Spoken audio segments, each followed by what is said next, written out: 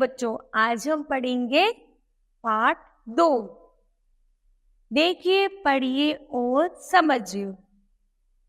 तो हम यहाँ पर जैसे कविता के माध्यम से पढ़ाएंगे। चलिए पढ़ते हैं। कल कल कल कल छल छल छल, कल कल छल छल कल कल छल छल बहती जाती, मैं मस्त अकेली लहरों में उठ गिर जाती बह जाती। ठीक है, फिर से एक बार। कल कल छल छल छल छल कल कल बहती जाती, मैं मस्त अकेली बहती, मैं अकेली मस्त लहरों में उठ गिर जाती बहती जाती।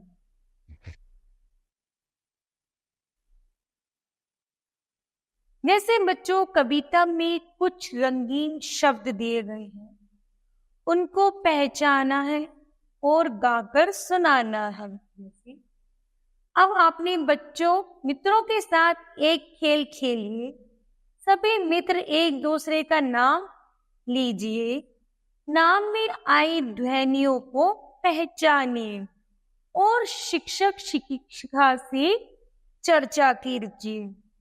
बच्चों, जब हम बोलते हैं तब हमारे मुख से अनेक ध्वनियां निकलती हैं। हमारे मुख से निकली ध्वनियों से ही भाषा बनती है। इन ध्वनियों को जब लिखा जाता है तो ये वर्ण कहलाती हैं। क्या कहलाती हैं? वर्ण कहलाती हैं। वर्ण भाषा की सबसे छोटी इकाई होती है। इसके और टुकड़े नहीं किए जा सकते। जैसे हमने एक शब्द लिखा है महल।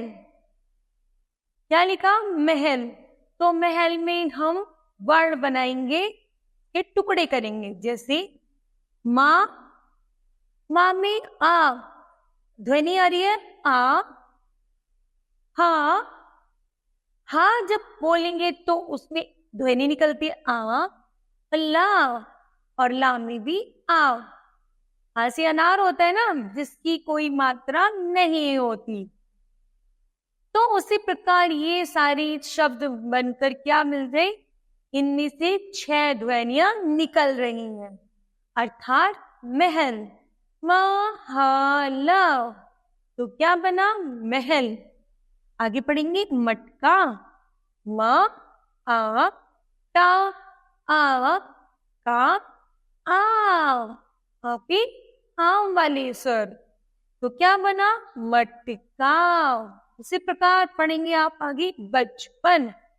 ब आ चा आ प आ न आ, बचपन। फिर विद्यालय। व छोटी ई, द आ या आ ला आ या आ, विद्यालय। क्या बना? विद्यालय। तो इनमें जो जो ध्वनियां है वो हमको समझनी है। परिभाषा के माध्यम से जानेंगे। जिस ध्वनि के टुकड़े ना किए जा सके वही वर्ण कहलाता है। ये हमारे वर्ण है, मैं, कै, खा, गा, घा। तो क्या इनको हम और तोड़ सकते हैं? नहीं, बल्कि हम शब्द को तोड़ सकते हैं, वाक्य को तोड़ सकते हैं, लेकिन वर्ण को और नहीं तोड़ सकते।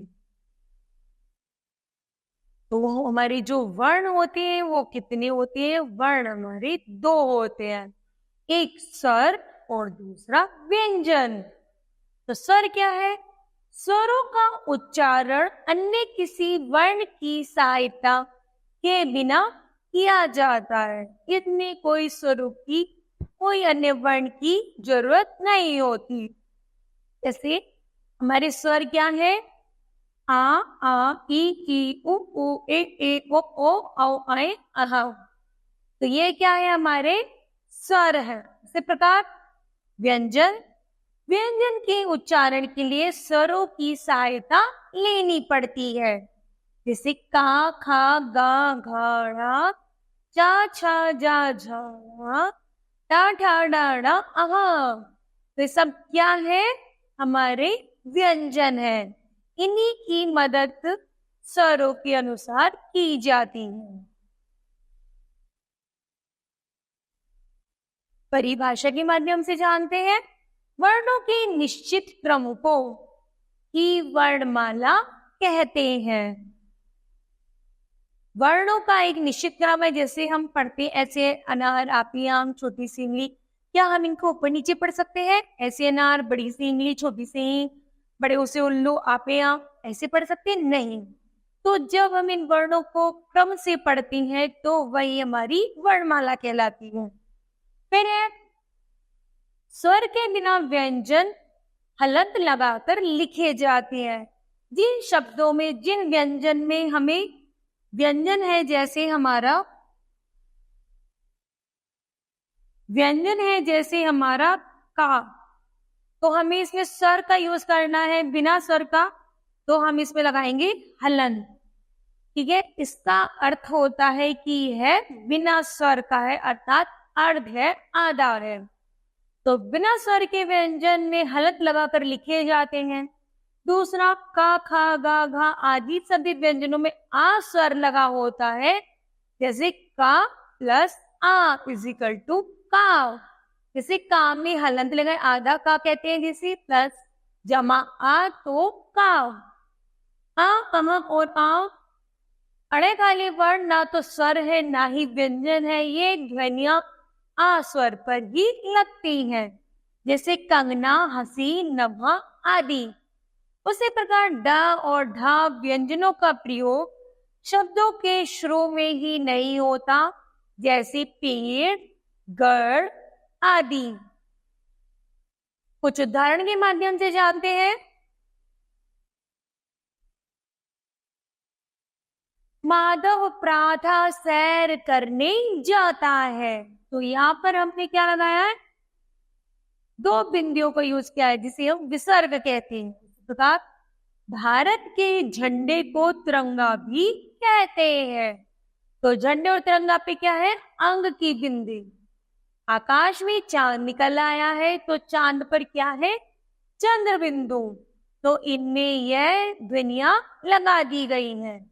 अपने प्रातः, झंडे, चांद आदि शब्दों में आपने चिन्ह देखे हैं। यही चिन्ह अनुस्वर, अनुनासिक और विसर्ग कहलाते हैं।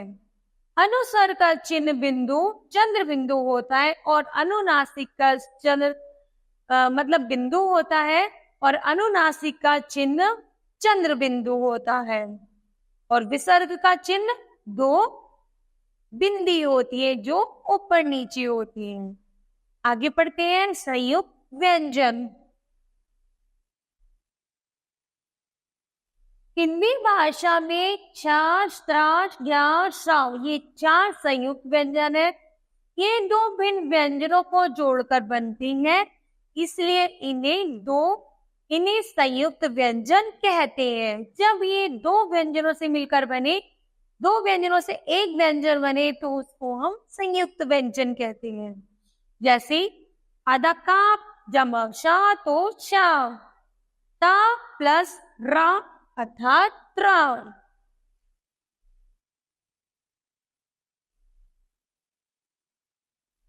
आधा जा प्लस अड़ा तो क्या बन गया? ज्ञान। और आधा शा जमा रा तो श्राण। उसी प्रकार यहाँ पर स्वरों हैं, स्वर दिए गए हैं और उनकी मात्राओं को दिखाया गया है। जैसे आस की कोई मात्रा नहीं होती। दूसरा है आ पर हम डंडे से उसको प्रयोग में लाते हैं, जो बनता है जैसे खा में आ लगाएंगे तो क्या बन गया? खाना। जैसे ई, छोटी ई की इमली, गा में छोटी ई की इमली लगाएंगे तो क्या बन गया? गिलास। बड़ी ई में बड़ी ई की मात्रा लगाएंगे, च में बड़ी की मात्रा लगाएंगे तो क्या बन गया? ची। तो ची से हम शब्द बनाएंगे चीनी। ऊ, छोटा ओ, का में उ लगाएंगे तो बन गया पू, और पू से शब्द बनाएंगे कुछ। बड़ा ओ, बा में बड़ा ओ लगाएंगे तो क्या बन गया? बूढ़ा। ऋषि में वृक्ष, ए में रे में ए लगाएंगे तो बनेगा रेल गाड़ी। आई में से में आई लगाएंगे तो बनेगा सैनिक। ओ में जैसे टा में ओ की मात्रा जोड़ेंगे तो बनेगा टो, और टो से शब्द बनेगा टोकरी। आओ में ला में आओ बनाएंगे तो शब्द बनेगा लो, वर्ण बनेगा लो, और उनको शब्द बनाएंगे लौकी। ठीक है, तो बताइए बच्चों, आज हमने इस पाठ से क्या सीखा? तो हमने सीखा मुख से निकली ध्वनियां ही भाषा कहलाती हैं, नंबर 1। और नंबर 2, जिस ध्वनि के टुकड़े ना किए जा सके उसी हम वर्ण कहते हैं। नंबर 3, वर्ण भाषा की सबसे छोटी इकाई होती है। नंबर 4, वर्ण 2 प्रकार के होते हैं, स्वर और व्यंजन। फिर स्वर के उच्चारण में अन्य किसी वर्ण की सहायता नहीं ली जाती। नेक्स्ट है व्यंजन का उच्चारण स्वरों की सहायता से ही होता है। हिंदी अनुनासिक अनुस्वर विसर्ग शब्दों को हम आस के साथ ही जोड़ देते हैं।